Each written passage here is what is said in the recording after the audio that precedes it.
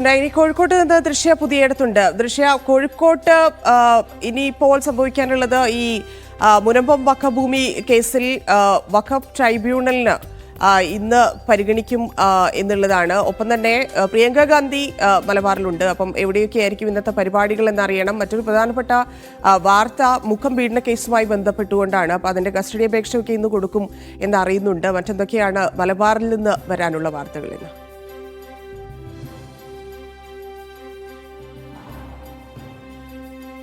പ്രധാനമായും ഈ മുനമ്പം കേസുമായി ബന്ധപ്പെട്ട് തന്നെയാണ്. ഇന്ന് മുനമ്പം കേസിൽ ഈ മുനമ്പം സ്വദേശികൾ നൽകിയ ഹർജി ഇന്നാണ് പരിഗണിക്കുന്നത്. ഈ മുനമ്പം കേസിൽ വഖഫ് ബോർഡ് വഖഫ് ഭൂമിയാക്കി മാറ്റിയത് വഖഫ് ഭൂമി അല്ലെന്ന തരത്തിൽ ഈ ഫറൂഖ് കോളേജ് നൽകിയ ഹർജിയാണ് ഇന്ന് പരിഗണിക്കുന്നത്. അതുമായി ബന്ധപ്പെട്ട വാർത്തകൾ വരാനുണ്ട്. കഴിഞ്ഞ ദിവസം അഖില കേരള വഖഫ് സംരക്ഷണ സമിതി ഇതുമായി ബന്ധപ്പെട്ട കേസിൽ കക്ഷി ചേരാൻ നൽകിയ ഹർജി ഈ ട്രൈബ്യൂണൽ തള്ളിയിരുന്നു. അതുമായി ബന്ധപ്പെട്ട് ഈ സംരക്ഷണ സമിതി ഹൈക്കോടതിയെ സമീപിക്കുമെന്ന തരത്തിലുള്ള അവരുടെ ഭാഗത്തുനിന്ന് അങ്ങനെ ഒരു പ്രതികരണം വന്നിരുന്നു.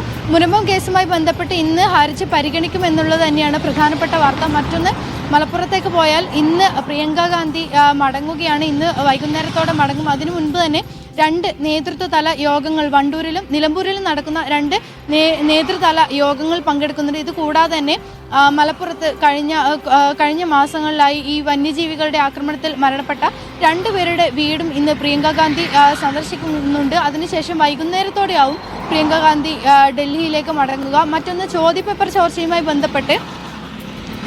ചോർച്ചയിൽ രണ്ട് അധ്യാപകരെ, ഈ MS സൊല്യൂഷനിൽ ജോലി ചെയ്തിരുന്ന രണ്ട് അധ്യാപകരെ ഈ ക്രൈംബ്രാഞ്ച് കസ്റ്റഡിയിലെടുത്തിരുന്നു, അറസ്റ്റ് ചെയ്തിരുന്നു.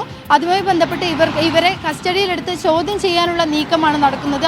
അതുകൊണ്ട് തന്നെ ഈ കസ്റ്റഡി അപേക്ഷ ഇന്ന് സമർപ്പിക്കുന്നുണ്ട്. ഇവരെ കസ്റ്റഡിയിലെടുത്ത് ചോദ്യം ചെയ്താൽ കൂടുതൽ വിവരങ്ങൾ ലഭിക്കുമെന്നാണ് ക്രൈംബ്രാഞ്ചിന്റെ ഭാഗത്തുനിന്ന് വരുന്ന പ്രതികരണം.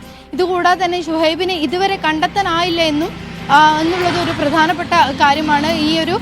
ഇതിൽ ഒരു മുൻകൂർ ജാമ്യാപേക്ഷയിൽ നടപടി ഉണ്ടാകുന്നതുവരെ ഈ ഷുഹൈബിന്റെ അറസ്റ്റിലേക്ക് കടക്കരുത് എന്ന തരത്തിലുള്ള വിധി മുൻപ് വന്നിരുന്നു. അതുകൊണ്ട് തന്നെ ഷുഹൈബിന്റെ ഇതുവരെ കണ്ടെത്താനും പറ്റിയിട്ടില്ല. അതാണ് ചോദ്യപേപ്പർ ചോർച്ചയുമായി ബന്ധപ്പെട്ട് നിൽക്കുന്ന ഒരു കാര്യം. ഇതുകൂടാതെ തന്നെ പിന്നൊരു വലിയ വാർത്ത ഇപ്പോൾ കുറച്ച് ദിവസങ്ങളിലായി നമ്മൾ കണ്ടുകൊണ്ടിരിക്കുന്ന മുക്കം പീഡനവുമായി ബന്ധപ്പെട്ടതാണ്.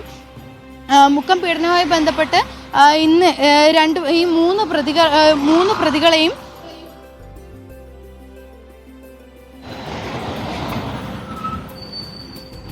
കസ്റ്റഡി അപേക്ഷ നൽകും തോന്നുന്നു അല്ലേ പോലീസ് ഇന്ന്?